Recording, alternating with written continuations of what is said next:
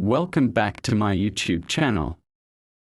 Coin of World. Today we are going to take a deep journey into the detailed history, design, background, mintage and significance of the 1975 Elizabeth II Australia coin. This coin is not just a piece of metal but a story of a time in Australian history when the country was going through important political, economic and cultural changes. The coin features the portrait of Queen Elizabeth II on the obverse side, a design created by Arnold Machen which was used on Australian coins from 1966 to 1984. This portrait became one of the most widely circulated images of the Queen ever used, and it represented continuity of the monarchy across the Commonwealth.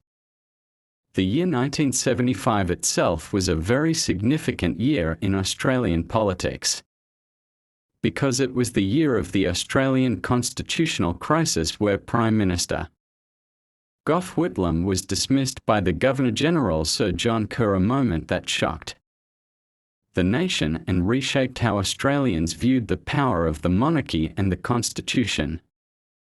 During this same year, the Royal Australian Mint in Canberra was producing coins for general circulation, and among them were the coins dated 1975. The denominations included 1 cent, 2 cent, 5 cent, 10 cent, 20 cent and 50 cent coins. All of them bore the Machen portrait of the Queen on the obverse side, while the reverse side had iconic Australian imagery designed by Stuart Devlin, who was the goldsmith and jeweller appointed as official coin designer for Australia. The 1 cent and 2 cent coins featured unique animals like the feather-tailed glider and the frilled neck lizard, representing the country's diverse wildlife, which has always been a point of pride and national identity. The 5 cent coin featured the echidna, the 10 cent coin had the male lyrebird, the 20 cent coin displayed the platypus, and the 50 cent coin displayed the Australian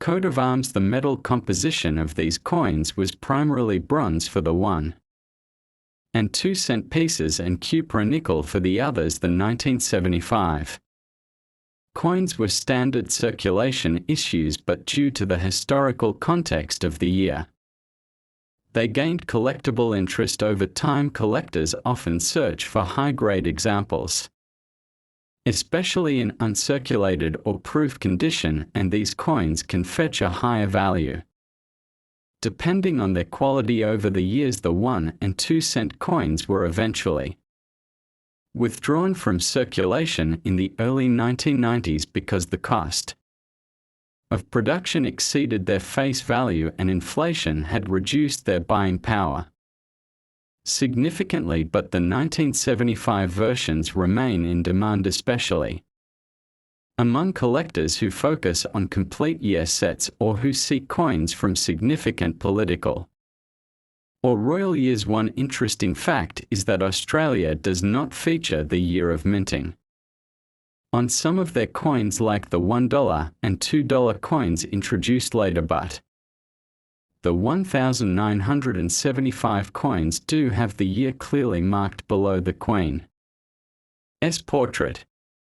Set for 1975 issued by the Royal Australian Mint is highly collectible and often comes with beautiful packaging and certificates of authenticity. Many international collectors also look for these coins because they represent a period where Australia was redefining itself as a modern democratic nation under the British Crown, but increasingly moving toward cultural and political independence. Queen Elizabeth II remained the official head of state, but there were rising Republican sentiments which would later be reflected in the 1999 referendum, where Australians voted on whether to become a republic. But in 1975, loyalty to the Crown remained strong, and coins like these reflected that unity. Each element of the coin, from its design to its symbolism to its historical year of issue, tells a story of tradition, change, pride and identity for Australians. In this episode we will also examine minting figures and era varieties known to exist for these coins, while standard issues are common in circulated condition.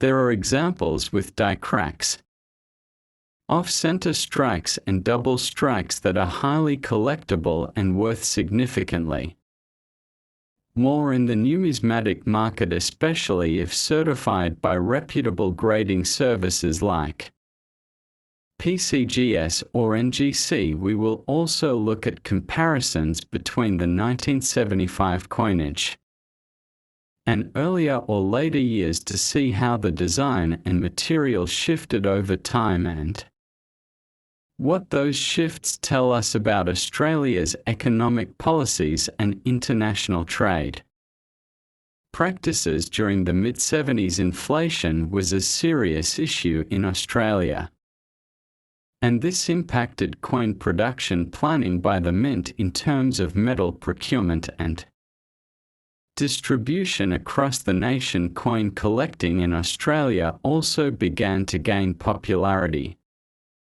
around this time, due in part to increased tourism and cultural outreach by the government, as well as greater interest in royal memorabilia due to Queen Elizabeth II's global popularity. The 1975 coins became a part of souvenir sets and educational kits distributed in schools and museums around the country. In our detailed video, we will go coin by coin and show high-quality close-ups of the 1975.